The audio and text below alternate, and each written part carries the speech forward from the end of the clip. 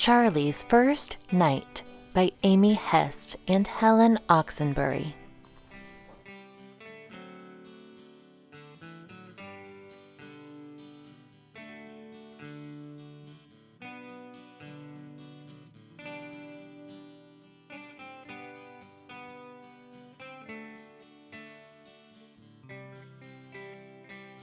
It was snowing that night, and Charley wanted me to carry him home.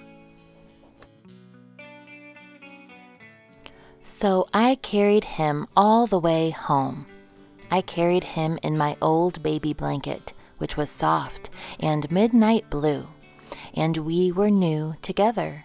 And I was very, very careful not to slip in the snow, and I thought about his name. I was the one who thought up his name. Charley Corn. My name is Henry Corn.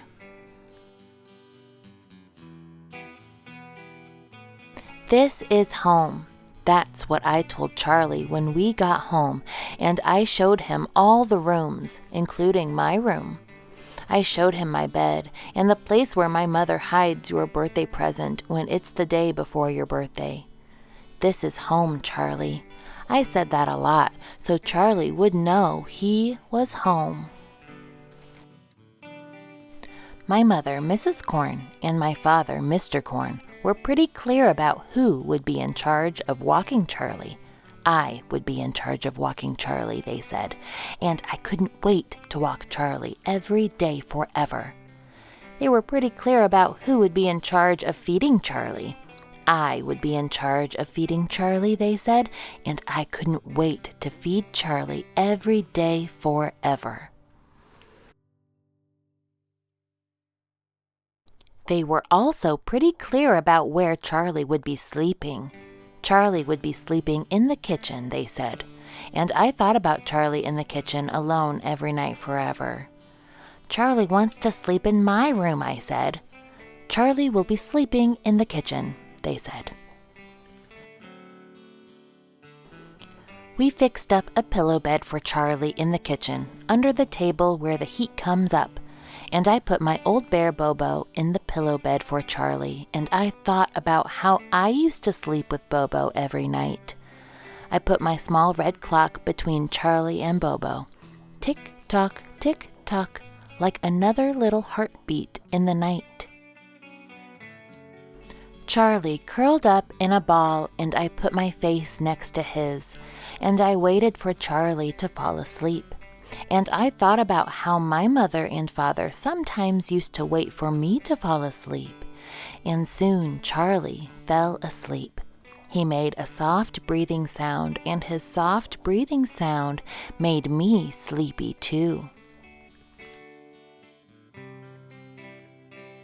I went to my room and sat up in my bed and looked out the window, and snow was falling over the city and the park and the trees in the park, and I thought about playing with Charley in the park in the snow.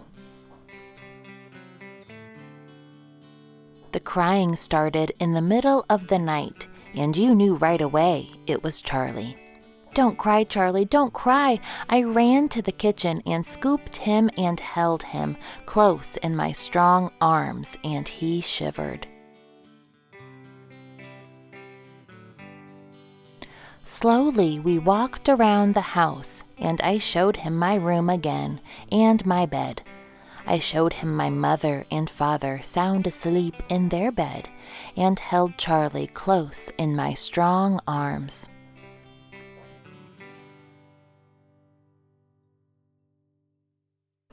After a while, I put Charley in his pillow bed and rubbed his tummy, and Charley smiled the way a friend smiles when you say, "Hey, let's be friends forever."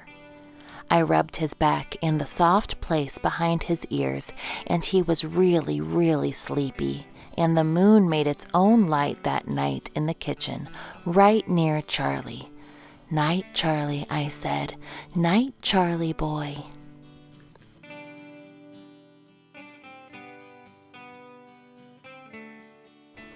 A long time later, I heard crying again, and I flew out of bed to Charley. "Don't cry, Charley, don't cry." I scooped him up and held him close in my strong arms, and he shivered. I showed him how the moon made its own light in the kitchen that night.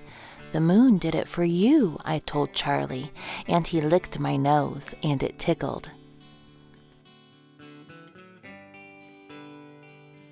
Slowly we walked around the house again, and I showed him my room again. Charley wanted me to put him on my bed, so I put him on my bed and thought about how my mother and father were pretty clear about where Charley should not sleep. Charley wanted me on my bed, so I lay down on the bed next to Charley, and we looked in each other's eyes. Charley has brown eyes and mine are green, and I told him we could be best friends if he wants. And Charley looked in my eyes and I looked in his. "I love you, Charley boy." That's what I told Charley. We didn't mean to fall asleep, but we both fell asleep on my bed. And that's exactly where we slept all through the night on Charley's first night.